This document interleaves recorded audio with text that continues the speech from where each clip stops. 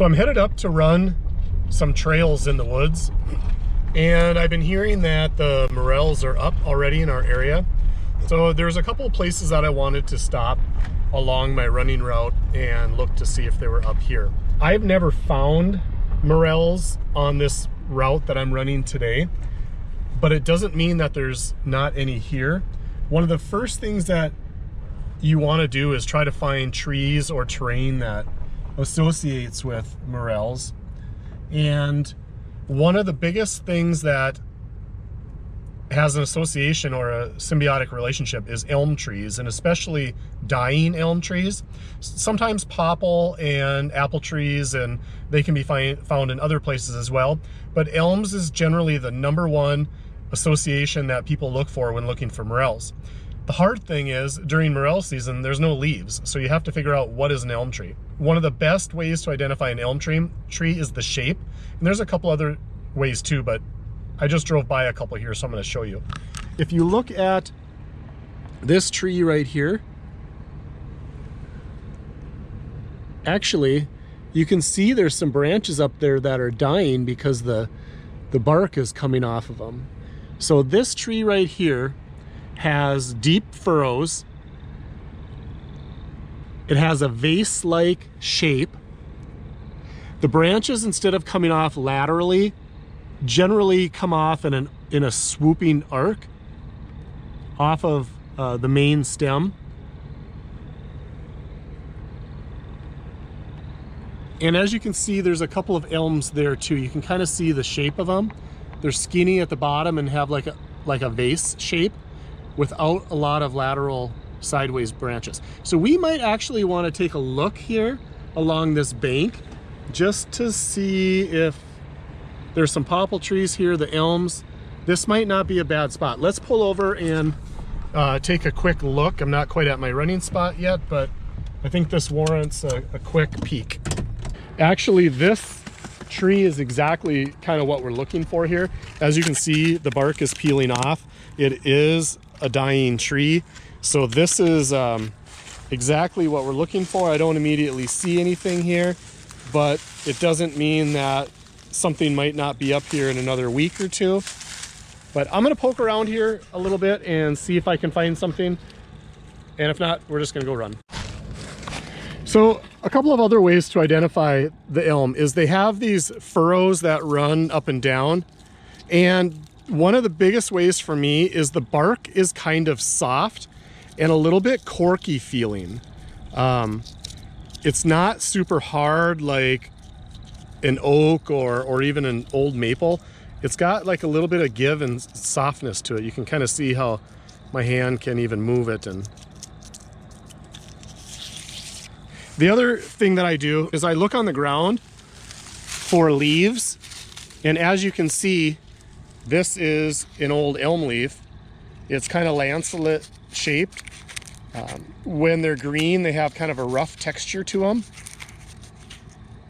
So definitely an elm leaf. So there's 3 kind of ways to tell if you have elms when they're not in bloom. Okay, so we struck out there, but there's another place up ahead here that I might jump out and check as well. It might be just a little bit early yet in this patch, but we're gonna see what, if anything, is going on. I don't know if you can tell, they're a little bit harder to tell, but this tree right here that has the limb kind of coming off over the road with the peeling bark, that's an elm. That is an ash. This tree right here with the vase shape, that is an elm. This is an elm, and likewise that tree back there is an elm. So I might pop out here as well and take another quick look, but although the trail I'm going to run runs right by here, I may take a detour and take a peek. This is exactly what we're looking for. You can see that I can't tell if there's any life left in this tree or not, but clearly by the peeling bark, this is either a dead or dying tree, and that is what we're looking for.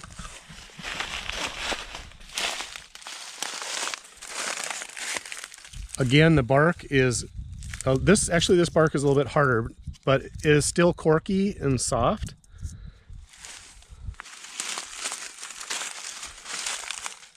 I'm seeing mostly poplar leaves on the ground, and it could just be because this tree is dead and didn't produce any leaves last year. But either way, you can kind of tell for sure it is an elm. So we're gonna peek around on the ground down here. The other thing I like about this area here is, as you can see, it's got some moss. And this moss tells me that either this is a shaded area or it's a little bit damp or moist in here. And when it comes to looking for mushrooms, moisture a lot of times can be a good thing. And sometimes you will find them in lower areas or on hillsides where water will run. So I do like this area a lot. I'm not seeing anything here. It could mean that there's just none here, or it could mean that it's just a little bit early yet. Where I live in central Minnesota, generally about the middle of May to the beginning of June is kind of when I really focus on looking for the early morels, and I'm looking for blondes or yellows in my area. And right now I'm about the May 7th, so I'm a little bit early, but I have heard scattered reports of people seeing them, so it could just be localized that they're starting to come up. I definitely will be checking this spot in the next coming weeks. Again, as you can tell in this bark, it's a little bit rough. It's soft and corky feeling. And then if I look down at the ground, what do I see? I see an elm leaf. So again, just confirmatory process in trying to identify the right trees and thus the right environment.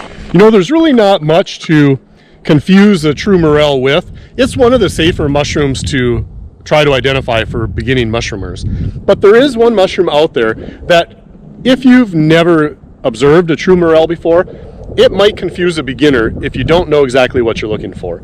So let's take a look at the false morel. Good morning, everyone. I'm up in the woods again. I'm looking for morels, but so far I have found zero. That's right, it's been Skunksville, but that's okay. Sometimes you just have to put the work in and eventually your work will pay off. Part of the issue is I'm in new territory and I am not going to places where I know morels to be. I'm just going to places that have the right kind of trees and the right kind of terrain. So what I'm looking for today is I'm in some big tooth aspen stands, and I'm looking for probably some blacks, but it might be a little early, so just looking to see what's out there. But although I did not find any morels, the one thing that I did find that I thought would be interesting for you guys today, for new mushroom hunters, is what they call a false morel. So the false morel is not edible. It is a toxic mushroom. Do not eat these. These are toxic. So I wanted to give you a look at them and tell you some of the main things that I look for to identify this as a false morel instead of a true morel. The first thing that I look at is the shape. And as you can see, these kind of look like deformed brains. And they have the ridges that are similar to true morels, but true morels generally are more conical shaped. They look like little Christmas trees or fat cylinders.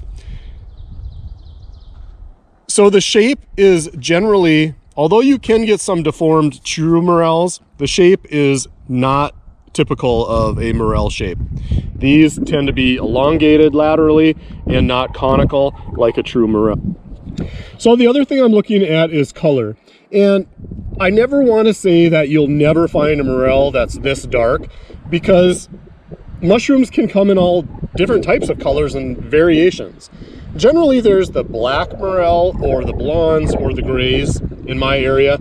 So this is more of a rust color, and the color just isn't what I'm used to seeing. So that for me is a tip. But the number one way for me to identify this as a false morel is a true morel will be hollow from the stem all the way through the top. And as you can see, Oh, there's a spider in there. As you can see, it is hollow up here, but the stem is definitely not hollow. It is a solid stem. That is the #1 indicator that this is a false morel. And not only is it solid, but there is this cottony material in there. It's this white cottony material. Oh, well, you can see that. Do you see that in there?